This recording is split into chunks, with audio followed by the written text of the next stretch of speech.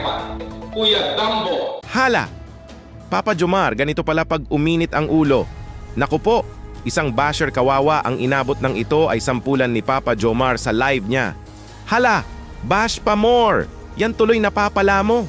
Yan po mga kaibigan ang napakamainit na pag-uusapan natin ngayon at bibigyan natin po natin ng reaction yan. Sana po ay samahan nyo ako hanggang matapos itong video.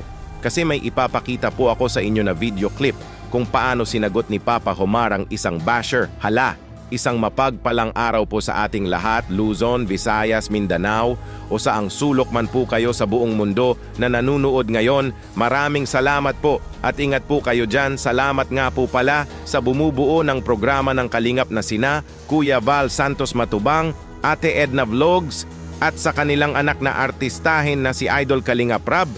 Suportahan po natin sila palagi.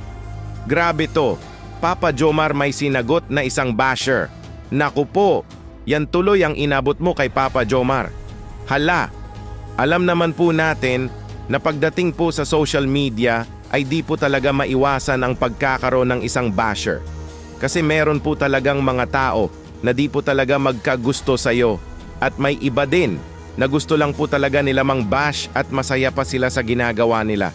Di naman po natin kontrolado ang ibang tao kaya ay ang dapat po gawin ay hayaan na po sila at wag na pansinin. Pero si Papa Jomar ay di po talaga nakapagpigil at sinampulan nga niya ito sa live niya. Ito po mga kaibigan, panoorin niyo po.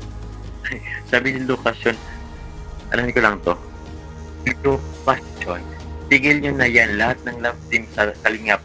Tangin ka lang yung Baduy Jomar. Ang daldal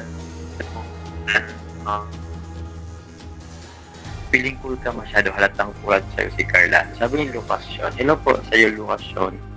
Yan ha, sinatoon na kita. Thank you for the bashing. Lucas yun, shoutout sa'yo. Sana masaya ka sa buhay mo po. Buti nga ay yan lang ang inabot ng basher na yan kay Papa Jomar. Kasi sa pagkakaalam po natin kay Papa Jomar ay napakamabait po talaga niya na tao kaya ay napatawa lang po talaga siya sa basher kasi di naman po talaga naapektuhan si Papa Jomar sa pinagsasabi nito. Galit pala ang basher sa Kalingap serye, hala. For entertainment lang naman po yan, stress reliever, grabe tong basher na ito sobrang seryoso, pampa-good vibes lang po iyan at pampakilig at pagbigay saya sa mga viewers at taga-subaybay ng programa ng Kalingap. Itigil muna ang mag-bash, manood ka na lang ng Jomcar serye para kiligin ka at para mawala na yang magagalitin mo. Sabay nating panoorin ang next part ng Love Team serye ng Jomcar. Ano po masasabi nyo mga kaibigan sa isang basher na pinatulan ni Papa Jomar? Mag-comments lang po kayo. Pag-usapan po natin yan sa comment section. Dito muna lang po tayo.